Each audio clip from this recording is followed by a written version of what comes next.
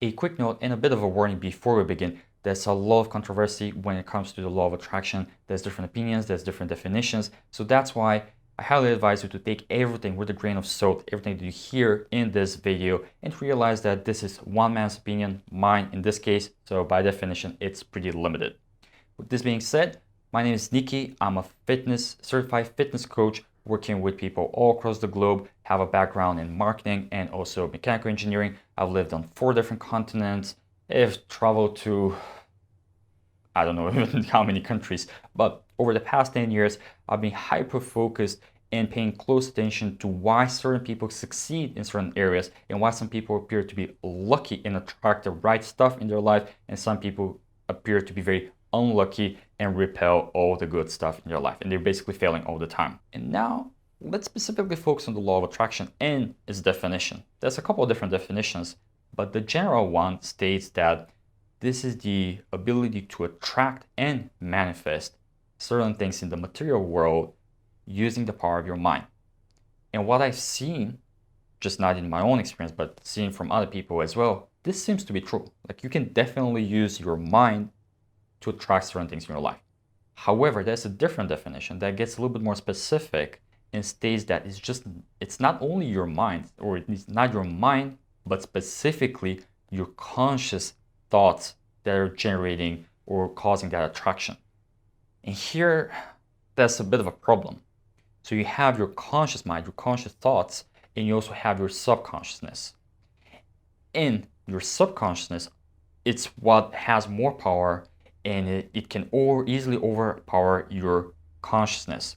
In fact, in research, it's been demonstrated that usually when it comes to specific behavior or taking action or just starting something new, it's usually an unconscious decision that happens first. You unconsciously decide to do something, to say something, and then your consciousness provides the rationalization for that. But it's not your consciousness that is calling the shots. So, bottom line here, your subconsciousness has more power and is going to govern what's happening in your life to a larger extent than your consciousness. A lot of times they're going to be aligned, so what you're thinking is who you believe you are, but sometimes there's going to be some disconnect. Here's a real life example to illustrate a situation where the law of attraction is in full swing, but to the casual observer, it looks like something is wrong and just doesn't work.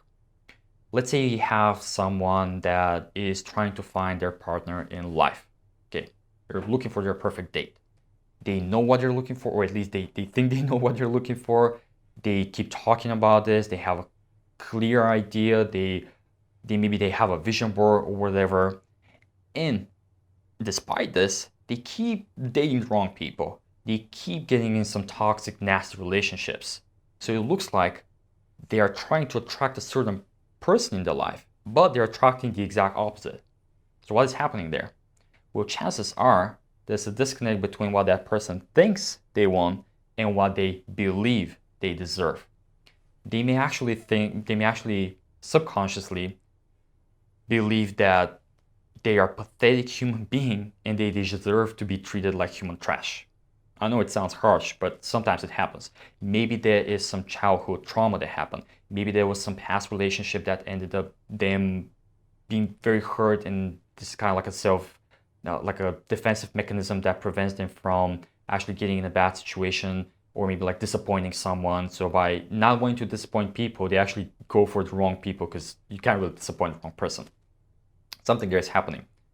Of course, sometimes you can get unlucky, but are you really unlucky if you made the exact same mistake 4, 5, 6 times? There is a pattern, and there's probably something going on a deeper level, on the subconscious level. And the way the law of attraction works is essentially life is a string of random situations. It's kind of like getting a mystery box every single day. You don't know what's inside. It could be empty, it could be full of gold, or it could be this could be like a ticking bomb inside. Like, you have no idea. You can choose to open it, but you're just taking chances there. And that's life for all of us. Mystery box every day. And most of the time you have no idea what's inside. The law of attraction is kind of like having a very sophisticated device that can scan the box, and you can tune it so it looks for specific things. And if it finds a match, it's going to pull the box, it's going to open it for you. So let's say it can detect metal. You fine tune it to look for metal parts. And then every day you get your mystery box. For the most part, you have no idea what's inside. Of course, you can always pull it open and just grab whatever's inside if there's anything inside. But most of the times you get those boxes, you don't do anything, and occasionally you get a beep. The device pulls the box, opens it for you, and yeah, there's metal. Sometimes there could be just a rusted old chain or just a piece of random metal. Sometimes it could be gold, sometimes it could be silver. And the more you fine-tune that device, the more accurate it's going to be, and it's not going to look just for metal, but it could only look for, let's say, gold. And here's where luck comes in. Like sometimes the very first box you get in front of you, it's in your lap, maybe you're going to get a beep, it's going to turn out that there's gold inside. That's luck. I mean, you can't really control this. It's still random opportunity for all of us. Just for some of us, depending on what you're looking for, you may get that perfect opportunity a little bit sooner or a little bit later. Sometimes it can take you 10 days, sometimes it could take you like 2 years, you don't know. But as long as you're fine-tuning your device, you're at least highlighting certain boxes and you have a better idea of what to look inside for, or at least what could be inside. Of course, the problem there is if you really fine-tune your device, you can get a box full of diamonds in front of you, no beep, skip. You can get silver, no beep, skip. You can get empty, no beep, skip. But you're skipping all the good and the bad stuff. You're essentially blind to it. And then eventually you get your gold, beep, opens it, gold. Awesome. They could work the same way if you fine-tune your device to look for negative stuff. So if your subconsciousness is looking for all the negative things, or maybe like you believe that you deserve something bad to happen to you, you're not going to get any beeps every time you get a good opportunity, but every time you get a bad opportunity, you're going to get a beep. The device is going to pull the box to you, it's going to open it, there's going to be a poisonous snake, it's going to jump, it's going to bite your face. Oh, damn. But this is why you fine-tune your device to be looking for. So the best way I can summarize this, bottom line is the law of attraction is essentially the ability to be highlighting certain events, situations, people, and they're just going to shine bright. Most of the stuff is going to be grayed out. And depending on what you're focusing on, this is what you're going to be attracted towards. And once you are there, you're going to exhibit certain behaviors, you're going to take certain actions, mostly on a subconscious level, of course.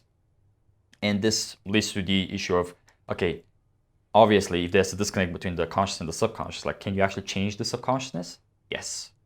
It's a very complicated topic, but the short version of it is there's two primary ways. There is the passive way, in which case it's usually the environment or certain people that are affecting who you are. They are exhibiting certain influence on you, and by just virtue of being in that environment, spending time with those people, you're gonna have a certain identity shift, and you're going to become a certain type of person that attracts certain things in their life. But if you change your environment, you can change that identity shift. It's more of a passive approach because you don't have to do much, you just have to place yourself in a different situation. There's the active approach, there's different strategies, including therapy, including even meditation, and so on, in which case you can gradually change who you are, and you can mostly working on the consciousness, but trying to have the consciousness also affect the subconsciousness. With meditation, you can directly bypass that part and work directly with the subconsciousness. But in any case, in an ideal case scenario, you want to make sure that your subconscious beliefs match your conscious beliefs. And if there's disconnect, you work towards fixing that disconnect. That's a topic for a different discussion. But bottom line, does the law of attraction works?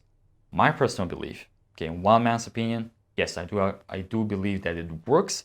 However, you got to be aware of if what you are thinking, is it really what you believe you should get. All right, that was it for today. I hope you enjoyed this video. If you didn't, I hope you...